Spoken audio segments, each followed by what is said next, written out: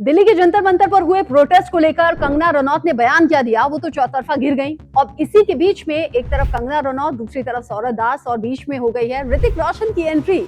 आप सोचेंगे ऋतिक रोशन की एंट्री भला इस प्रोटेस्ट में या इन बयानों के बीच में कैसे हो गई? तो पूरी खबर क्या है जानिए, और इंटरेस्टिंग लगे तो इसे अपने कमेंट के जरिए मुझे बताइएगा जरूर। इंतजार रहेगा आपके कमेंट का। हुआ ये कि जेंजी के प्रोटेस्ट पर कंगना रनौत बहुत बढ़ चढ़ कर बोल रही है। उन्होंने कहा ये जेंजी नहीं, ये तो गटर जनरेशन है। फिर उन्होंने जेंजी लड़कियों को लेकर, जेंजी पीढ़ी को लेकर जिस तरह की बातें कही, उन्हें मैं दोहराना तो बिल्कुल नहीं चाहूंगी, क्योंकि मैं एग्री नहीं करती। ये आप किसी एज ग्रुप से या फिर किसी जनरेशन से जोड़कर नहीं देख सकते। आपके संस्कार या आपकी भाषा या आप जिस तरह से बिहेव करते हैं वो एज में डिफाइन नहीं किया जा सकता। लेकिन कंगना ने ऐसा कहा।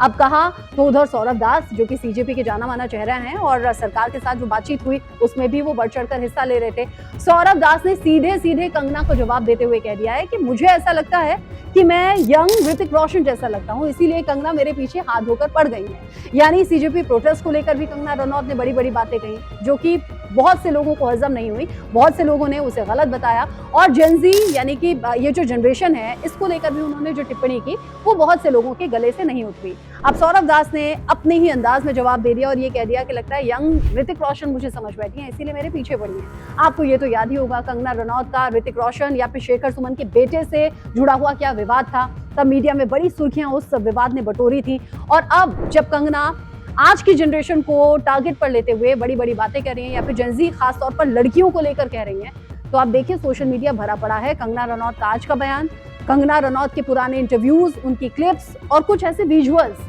जो विवादास्पद हैं या फिर जिन्हें देखकर लगता है कि कंगना को बहुत सोच समझकर बोलना चाहिए था, जो उन्होंने नहीं बोला। और आज वही वीडियोस और वो जो पुराने इंटरव्यू के क्लिप्स हैं, उसके जरिए कंगना के आज के इस बयान को क्रिटिसाइज किया जा रहा है। बहुत से लोग इससे सहमत है, बहुत से लोग इसे ये भी कह रहे हैं कि पास्ट है, गुजर गया। अब कंगना इस तरह से ना तो रोल करती हैं, ना उस तरह का कल्चर उनका है, ना फिर इस तरह के विवादों में रहती हैं।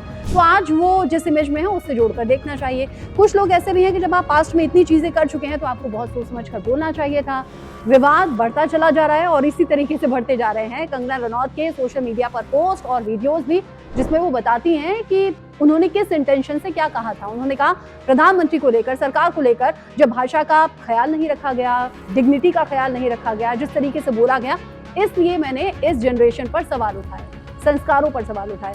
और अब तो तमाम ऐसी रील्स, तमाम ऐसे वीडियो सोशल मीडिया पर भरे पड़े हैं जो उल्टा कंगना की तरफ पॉइंट आउट करते हुए सवाल कर रहे हैं। बाकी आपकी सोच क्या है इस प्रोटेस्ट को लेकर, जेंजी इस जनरेशन को लेकर और कंगना रनौत के इन बयानों को लेकर?